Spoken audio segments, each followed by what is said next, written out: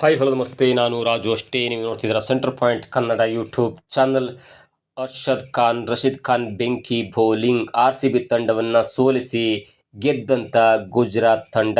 ದುಬಾರಿಯಾದಂಥ Jose ಹ್ಯಾಜಲ್ವುಡ್ RCBಗೆ miss ಆಯಿತು ಅಂಕಪಟ್ಟಿಯಲ್ಲಿ number 1 ಪಟ್ಟ. ಏನಿದು ಅಪ್ಡೇಟ್, ಇವೆಲ್ಲವನ್ನು ನೋಡೋಣ. ಅದಕ್ಕಿಂತ ಮೊದಲು ಇಲ್ಲಿ ತನಕ ನಮ್ಮ ಚಾನಲ್ನ ಸಬ್ಸ್ಕ್ರೈಬ್ ಮಾಡಿಲ್ಲ ಅಂದರೆ ಈಗಲೇ ಸಬ್ಸ್ಕ್ರೈಬ್ ಮಾಡಿ, ಜೊತೆಗೆ ಕಾಮೆಂಟ್ಗಳ ಮುಖಾಂತರ ತಮ್ಮ ಅಭಿಪ್ರಾಯವನ್ನು ತಿಳಿಸಬಹುದು. ವೀಕ್ಷಕರೇ, ಇವತ್ತು ಗುಜರಾತ್ನ ನರೇಂದ್ರ ಮೋದಿ ಸ್ಟೇಡಿಯಂನಲ್ಲಿ ನಡೆದಂಥ IPLನ 42ನೇ ಪಂದ್ಯದಲ್ಲಿ ಗುಜರಾತ್ ತಂಡ RCB ತಂಡವನ್ನು ಬರೋಬ್ಬರಿ 4 ವಿಕೆಟ್ಗಳಿಂದ ಸೋಲಿಸಿ ಇದೀಗ ಅಂಕಪಟ್ಟಿಯಲ್ಲಿ 5ನೇ ಸ್ಥಾನಕ್ಕೇರಿದೆ. ಇನ್ನು ಮ್ಯಾಚ್ ಬಗ್ಗೆ ಮಾತನಾಡ್ತಾ ಹೋದರೆ, ಮೊದಲು ಟಾಸ್ ಗೆದ್ದಂಥ ಗುಜರಾತ್ ಟೈಟನ್ಸ್ ತಂಡ RCBಗೆ ಮೊದಲು ಬ್ಯಾಟಿಂಗ್ ಮಾಡುವಂಥ ಅವಕಾಶವನ್ನು ಕೊಡ್ತು. ಹೀಗಾಗಿ ಮೊದಲು ಬ್ಯಾಟಿಂಗ್ ಮಾಡಿದಂಥ RCB ತಂಡ 19.2 ಓವರ್ಗಳಲ್ಲಿ 155 ರನ್ನನ್ನು ಮಾಡಿ 10 ವಿಕೆಟನ್ನು, ತನ್ನೆಲ್ಲ ವಿಕೆಟನ್ನು ಕಳ್ಕೊಳ್ಳುತ್ತೆ. ಜೊತೆಗೆ 156 ರನ್ಗಳ ಒಂದು ಸುಲಭ ಟಾರ್ಗೆಟನ್ನು ನೀಡುತ್ತೆ ಗುಜರಾತ್ ಟೈಟನ್ಸ್ ತಂಡಕ್ಕೆ. ಇನ್ನು ಈ ಸುಲಭ ಗುರಿಯನ್ನು ಬೆನ್ನತ್ತಿದಂಥ ಗುಜರಾತ್ ಟೈಟನ್ಸ್ ತಂಡ ಕೇವಲ 15.5 ಓವರ್ನಲ್ಲಿ 6 ವಿಕೆಟನ್ನು ಕಳ್ಕೊಂಡು ಈ ಸುಲಭದ ಗುರಿಯನ್ನು ಬೆನ್ನತ್ತಿ ಜಯವನ್ನು ಸಾಧಿಸುತ್ತೆ. ಇನ್ನು ಮೊದಲು ಬ್ಯಾಟಿಂಗ್ ಮಾಡಿದಂಥ RCB ತಂಡದ ಬ್ಯಾಟ್ಸ್ಮನ್ ಆದಂಥ ಜಾಕೋಬ್ ಬೆಥೆಲ್ ಅವರು 5 ರನ್ ಮಾಡ್ತಾರೆ. ವಿರಾಟ್ ಕೊಹ್ಲಿ ಒಂದೇ ಓವರ್ನಲ್ಲಿ 4 ಬೌಂಡ್ರಿ ಹೊಡೆದ್ರೂ ಕೂಡ ಅದನ್ನು ಕ್ಯಾಪಿಟಲೈಸ್ ಮಾಡುವಂಥ ಹಂತಕ್ಕೆ ಹೋಗಲ್ಲ. ವಿರಾಟ್ ಕೊಹ್ಲಿ ಅವರು 28 ರನ್ ಮಾಡಿ ಔಟ್ ಆಗ್ತಾರೆ. ದೇವದತ್ ಪಡಿಕ್ಕಲ್ ಅವರು 40 ರನ್ ಮಾಡಿ ಔಟ್ ಆಗ್ತಾರೆ. ಜೊತೆಗೆ ಕ್ಯಾಪ್ಟನ್ ಆದಂಥ ರಜತ್ ಪಟಿದಾರ್ ಅವರು 19 ರನ್ ಮಾಡಿ ಮತ್ತೊಮ್ಮೆ ವಿಫಲತೆಯನ್ನು ಕಾಣ್ತಾರೆ. ರೋಮಿಯೋ ಶೆಪರ್ಡ್ ಅವರು 17 ರನ್ ಮಾಡ್ತಾರೆ. ಜೊತೆಗೆ ಇಂಪ್ಯಾಕ್ಟ್ ಪ್ಲೇಯರ್ ಆಗಿ ಬಂದಂಥ ವೆಂಕಟೇಶ್ ಅಯ್ಯರ್ ಕೂಡ ಇಂಪ್ಯಾಕ್ಟ್ ಮಾಡದೆ ಕೇವಲ 12 ರನ್ ಮಾಡಿ ಔಟ್ ಆಗ್ತಾರೆ. ಕೊನೆಯಲ್ಲಿ ಬಂದಂಥ ಭುವನೇಶ್ವರ್ ಕುಮಾರ್ ಅವರು 15 ರನ್ ಮಾಡಿ ತಂಡದ ಮೊತ್ತವನ್ನು 155 ಮಾಡುವಲ್ಲಿ ತಮ್ಮ ಒಂದು ಪ್ರಯತ್ನವನ್ನು ಕೂಡ ಹಾಕ್ತಾರೆ. ಇನ್ನು ಗುಜರಾತ್ ತಂಡದ ಕರಾರುವಕ್ಕಾದ ಬೌಲಿಂಗ್ ಹೇಗಿತ್ತು ಎನ್ನುವುದನ್ನು ನೋಡ್ತಾ ಇದ್ರೆ, ಹಾಕಿದಂಥ 5 ಬೌಲರ್ಗೂ ಕೂಡ ವಿಕೆಟ್ ಬೀಳುತ್ತೆ. ಅದರಲ್ಲಿ ಮುಖ್ಯವಾಗಿ ಮೊಹಮ್ಮದ್ ಸಿರಾಜ್ ಅವರು 1 ವಿಕೆಟನ್ನು ಪಡ್ಕೊಳ್ತಾರೆ. ರಬಡ ಮೊದಲ ಓವರ್ನಲ್ಲಿ ದುಬಾರಿಯಾದರೂ ಕೂಡ ಕಮ್ಬ್ಯಾಕ್ ಮಾಡಿ ಅವರು ಕೂಡ 1 ವಿಕೆಟ್ ಪಡ್ಕೊಳ್ತಾರೆ. ಅದರ ಮುಖ್ಯವಾಗಿ ವಿರಾಟ್ ಕೊಹ್ಲಿ ಅವರ ವಿಕೆಟನ್ನು ಕೂಡ ಪಡ್ಕೊಳ್ತಾರೆ. ಇನ್ನು ಜೇಸನ್ ಹೋಲ್ಡರ್ ಅವರು ಕ್ಯಾಚ್ ಹಿಡಿತಾರೆ, ಫೀಲ್ಡಿಂಗ್ ಚೆನ್ನಾಗಿ ಮಾಡ್ತಾರೆ ಮತ್ತು ಬೌಲಿಂಗ್ನಲ್ಲಿ 2 ಉತ್ತಮವಾದಂಥ ವಿಕೆಟನ್ನು ಕೂಡ ಪಡ್ಕೊಳ್ತಾರೆ.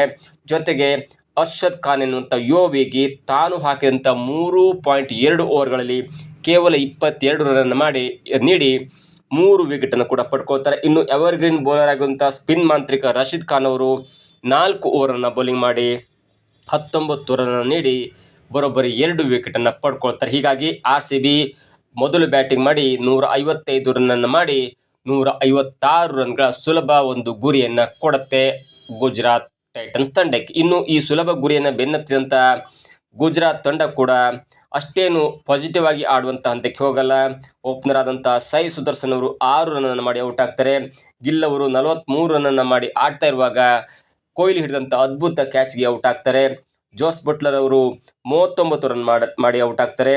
ವಾಷಿಂಗ್ಟನ್ ಸುಂದರ್ 12 ರನ್ ಮಾಡಿದರೆ ಶಾರುಖ್ ಖಾನ್ 8 ರನ್ನನ್ನು ಮಾಡಿ ಔಟ್ ಆಗ್ತಾರೆ. ಅದಾದ ನಂತರ ರಾಹುಲ್ ತೆವಾಟಿಯಾ ಔಟ್ ಆಗದೆ 27 ರನ್ ಮಾಡ್ತಾರೆ.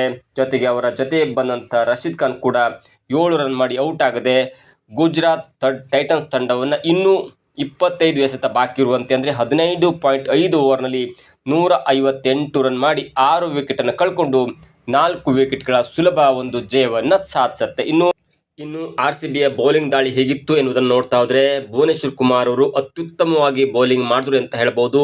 ತಾನು ಹಾಕಿರುವಂಥ 4 ಓವರ್ನಲ್ಲಿ 28 ರನ್ನನ್ನು ನೀಡಿ 3 ವಿಕೆಟನ್ನು ಕಬಳಿಸ್ತಾರೆ. ಜೊತೆಗೆ ಲಾಸ್ಟ್ ಮ್ಯಾಚ್ ಅಂದರೆ ಕೊನೆಯ ಮ್ಯಾಚ್ನ man of the match ಆಗಿದ್ದಂಥ Jose ಹ್ಯಾಜಲ್ವುಡ್ ಅವರು ತುಂಬ ದುಬಾರಿ ಆದ್ರು ಅಂತ ಹೇಳ್ಬೋದು. ಎಷ್ಟು ದುಬಾರಿ ಆದರೂ ಅಂದರೆ, ತಾನು ಹಾಕಿರುವಂಥ 4 ಓವರ್ನಲ್ಲಿ 56 ರನ್ ನೀಡಿ ಯಾವುದೇ ವಿಕೆಟನ್ನು ಪಡ್ಕೊಳ್ಳಲ್ಲ. ಇನ್ನು ರೋಮಿಯೋ ಶೆಪರ್ಡ್ ಅವರು ಕೂಡ 4 ಓವರ್ನ ಬೌಲಿಂಗ್ ಹಾಕ್ತಾರೆ, 30 ರನ್ ನೀಡ್ತಾರೆ ಮತ್ತು 2 ಇಂಪಾರ್ಟೆಂಟ್ ವಿಕೆಟನ್ನು ಕೂಡ ಪಡ್ಕೊಳ್ತಾರೆ. ಆದರೆ ಗುಜರಾತ್ ಟೈಟನ್ಸ್ ತಂಡಕ್ಕೆ ಸುಲಭವಾದಂಥ ಗುರಿ ಇದ್ದ ಕಾರಣಕ್ಕಾಗಿ RCB ಬೌಲರ್ಗಳು ಮಾಡಿದಂಥ ಯಾವುದೇ ಒಂದು ಪ್ರಯತ್ನ ಸಫಲ ಆಗಲ್ಲ.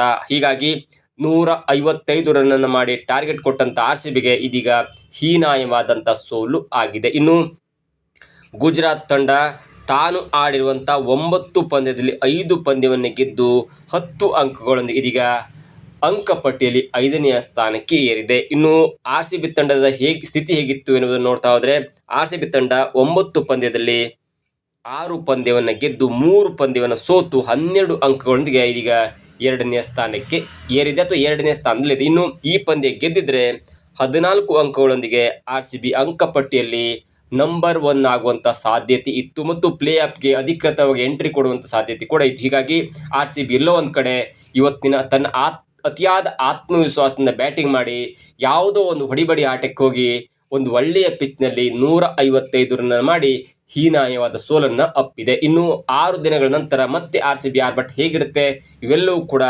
ಕಾದು ನೋಡಬೇಕಾಗಿದೆ. ಇದಾಗಿತ್ತು ಇವತ್ತಿನ ವಿಶೇಷ. ನೋಡ್ತಾ ಇರಿ centre point Kannada YouTube channel.